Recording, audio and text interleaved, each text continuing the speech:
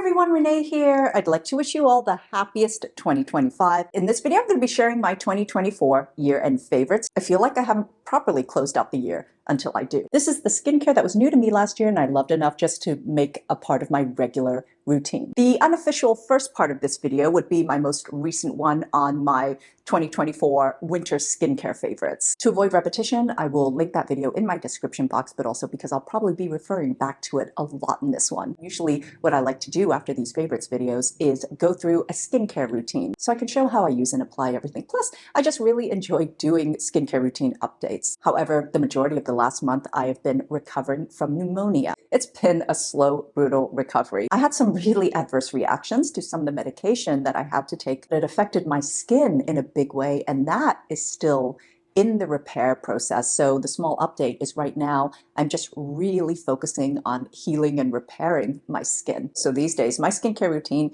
is completely devoid of any actives that I usually love or I'm used to using. First, cleansers don't change for me seasonally. The two that I use the most couldn't be more different. One that I review in my winter skincare favorites is from When You Love Your Skin. Their Phyto Green Cleansing Balm for me is the kind of first cleanser that is fit for a queen. I've always said this is a cleansing experience when you want to treat yourself, when you just want to feel good. This actually makes me look forward to cleansing. The second one I use all the time. I don't want to say it's my affordable favorite, even though it is very, very affordable, because regardless of the price, I would love using it. The Juno & Co. Jade Clean 10 Cleansing Balm. This is their new refillable version. Pretty much during any kind of Prime Day, I am stocking up on this. So I'm probably going to be using this through the next year. The pods use 78% less plastic. I love the softness and texture, not tough and waxy, instantly melts upon contact with the skin. Everything just disintegrates immediately. The freshly peeled orange smell just kind of wakes up my senses. Only 10 clean ingredients, including things like Japanese pearl barley. It has that refined texture. It will remove all the most stubborn makeup. Of course, I have to mention my new favorite vitamin C serum. Poems from the Lab Future Focus Vitamin C Serum with 15% ascorbic acid, the pillar of my morning routine. This was developed by Kind of Steven, a cosmetic chemist, which many of you know, and this has been such a highly anticipated launch. This has, in my opinion, the perfect consistency, and this is the first thing I apply on my skin in the morning after cleansing. This has a lighter weight consistency than SkinCeuticals CE Fluid, which I know many people find to be maybe too heavy and a little too sticky. This is not sticky at all, and it completely absorbs, but I also really appreciate the way the texture is. So it comes out slightly viscous, and it has a beautiful slip as you apply it so that you can apply it evenly and not too much, and then it just absorbs, dries down, it's gone. I want to say that this is the most thoughtful ascorbic acid serum I've used. These are formulated in small batches. I mean, it's practically to order, which makes all the difference in the world when you're dealing with an ascorbic acid formula. It's all about how fresh it is. The other way in which this stands out above all the others is the airtight packaging. Because of the unstable nature of ascorbic acid and how easily it oxidizes, your formula is only as good as its packaging and how airtight it is. You can put this under running water, which I have to clean it, and nothing will go in the tube. And like the Milano CC tubes, this has a very controlled release. So this comes out droplet by droplet, and you really have to work hard to get each droplet out. That is actually how it's meant to be, and it really helps with keeping everything fresh. So don't, whatever you do, cut the nib off. I have not had one of these turn even a slightest bit of color on me yet. And one of them, I remember I had for about 9 months and it was still crystal clear. Of course, formula that's trapped in the nib will oxidize, but otherwise every new drop that's dispensed is clear. A hydrating toner that I've loved this year because it's just so simple and super hydrating, of course, is from Stratia, their Aqua Factory Hydrating Toner. You know me, I just love a simple hydrating toner that just really hydrates. Stratia is just so solid. I've loved their liquid gold since that was the only SKU, and to this day, I still use it. This has a beautifully simple formula which contains natural moisturizing factors, 5% urea, a 4% beta-glucan complex, as well as 7 different humectants. I love the texture of this. It's got a little bit of that viscosity, that beautiful slip when you apply it, but not too heavy, not sticky at all. Sometimes I use like 2-3 layers just to get that beautiful glow, hydrated, healthy glow. But more importantly, my skin actually stays hydrated through the day or overnight, even in these dry times. A formula that's even more substantial, which I mentioned in my winter skincare favorites, but I believe it bears mentioning again because it's my new favorite rice toner, is from Haru Haru Wonder, their Black Rice Probiotics Barrier Essence. This is less rice water and more like rice cake in liquid form. This makes my skin even look like rice cakes. It's brighter, it's plumper, it's bouncier, it's hydrated, it even feels slightly moisturizing. Love it. So in the beginning of last year, I bought this cream when I was in Seoul. It was like in January and absolutely freezing, from Qure, their Ato Barrier 365 cream. And I'm just reappreciating it. And I gotta tell you, during this current period, the way my skin is, this has kind of been what I need. So at first glance, this seems like your no frills, can't go wrong with it. Barrier, restore cream, great for sensitive skin, all of that. But what particularly drew me to this is its focus on ceramides, all the different types of ceramides and ceramide technology. And like many of the creamy Korean creams, which I tend to have a preference for, the texture is beautiful and feels really nice. When you're applying it, it feels comforting on the skin. This also has a really nice kind of natural, healthy looking finish. It's not matte, it's not velvety, but it's also not really glowy. It's just so comfortable. This has some fundamentals for a healthy skin barrier. It's got that lipid complex of ceramides, cholesterol, and fatty acids. This formula has gone through extensive testing, clinical trials. The R&D on this is by Amori Pacific. So for me, there are just not going to be any surprises here. You can't really go wrong. So, you know, I've been loving the double serum and cream from Delba. I feel like I just love biphase everything, and I'm beginning to see more of this in K-Beauty. I've already come across a few cream in gel formulas, which I have to say, I kind of love them. I know I'm going to be further exploring this category. I have to mention another formula that came to me actually like end of October, early November, and usually anything that I discover that late in the year, I don't really include in my end of year favorites, but this is kind of an exception. From Rhode, their Barrier Butter. I would categorize this as a hybrid cream and balm. It's way more intense than your average moisturizer to just be classified as such. From first use, actually, I kind of fell in love with this because I've always longed for formula that dares to be this intense. It kind of saved my skin during the period when I was really ill. There were moments where almost everything was cracking. I would just grab this, sloppily apply, and I kid you not, my skin was embalmed for a few days. This is not something that disappeared when I woke up the next day. Protected is probably the best word I can use. I also want to mention, this will give you the most intense glow on the surface of your skin, no matter what is happening underneath, no matter how dull, dry, cracked, dehydrated. This is meant to be used during your evening skincare routine, although if you are going to be out in extreme weather conditions, then you could use this during the day as well. This will protect. I use this as a moisturizer. It's kind of the 2-in-1 moisturizer and slugging effect. I mean, if your skin is really dry, then you could even use this over your moisturizer. So my favorite eye formula has to be my tretinoin eye formula from Agency. I'm definitely not someone who could use my tretinoin formula for my face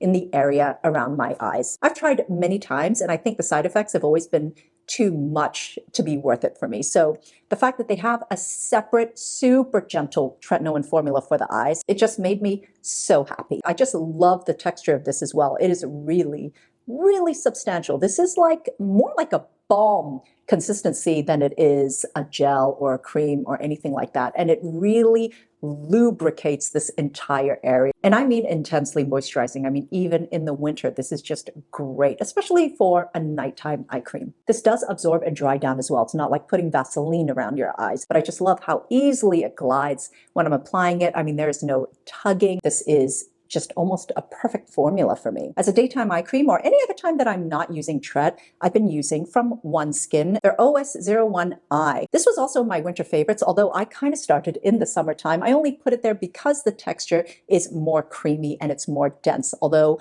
I'm at a point now where I kind of want that all year round right now. I kind of need it. For me, this has been the perfect day-night combination for well-aging, slow-aging eyes and repair. The OS01 peptide is one of the latest, newest, and most advanced in peptide technology, and so that excites me. So I also want to quickly mention my favorite overnight eye mask. This is something that I've talked about quite a lot already. From Laneige, their Bouncy and Firm Eye Sleeping Mask. I've never been into eye sleeping masks before. The ones I've tried always just seemed like they're eye creams. This one from First Use completely shocked me. You apply this over your regular eye cream, and by the next morning, your skin looks like you've worn eye patches the entire night. Everything is just completely ironed out.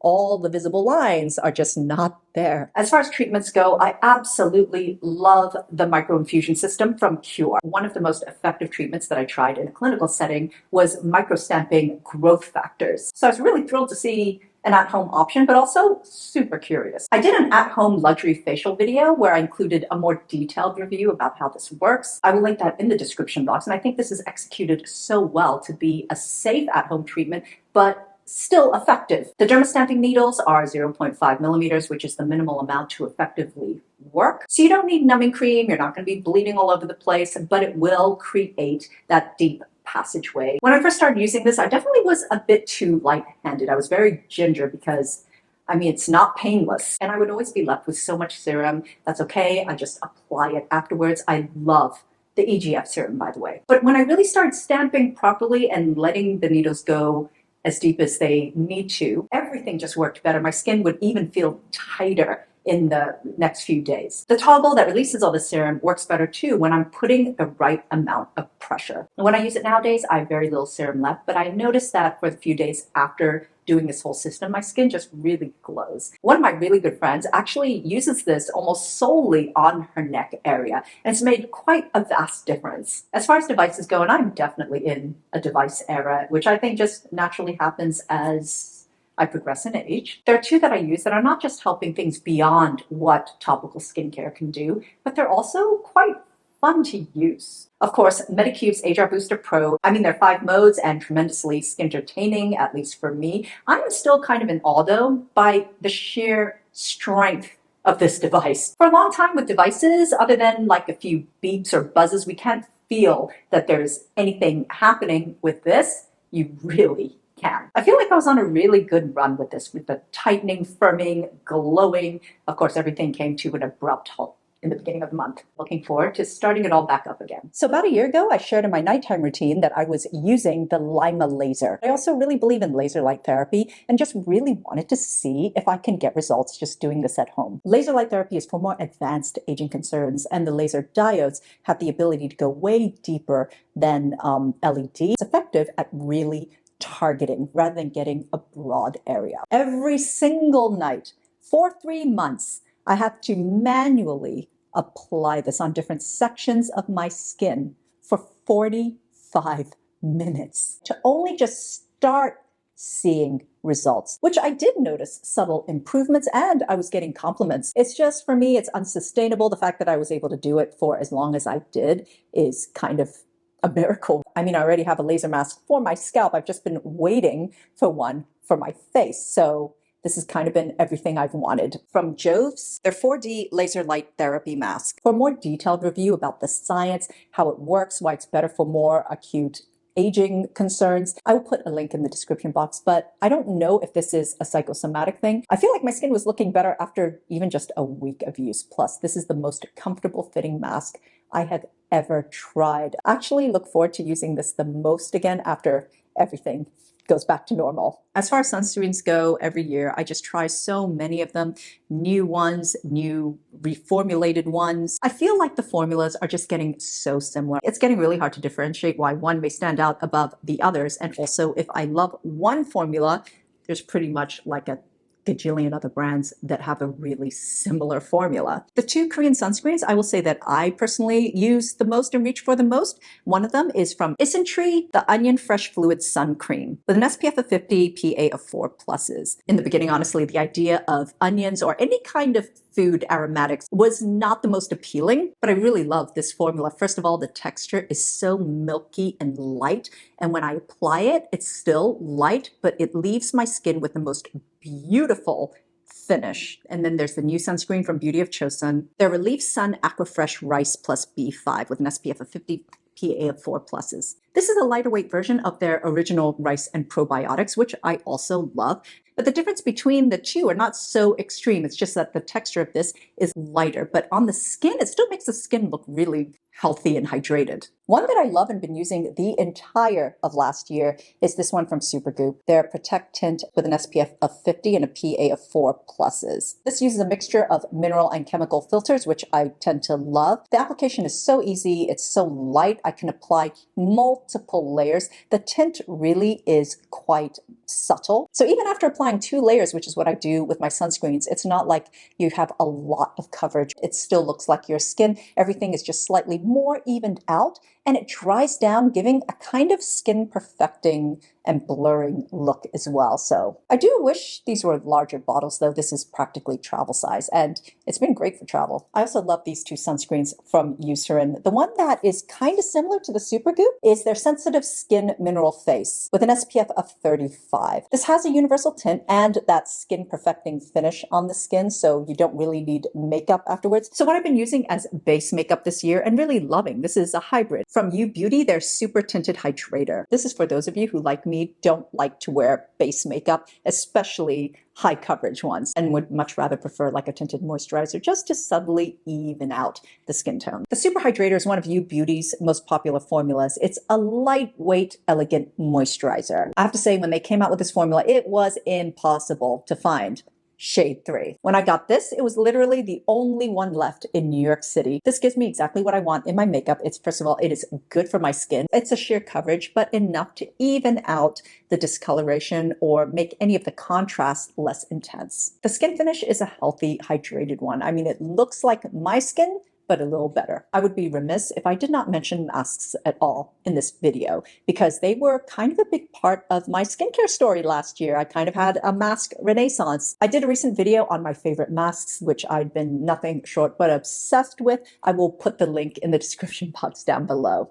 So definitely check it out. So these are some of my favorites from 2024, what I've been excited about and using the most. I'm absolutely certain that I'm leaving some things out, but don't worry, we'll make up for it when I eventually do my skincare routines. Anyway, thank you so much for watching. Have a wonderful new year. And as always, I'm wishing you great skin health, the greatest skin health. Bye.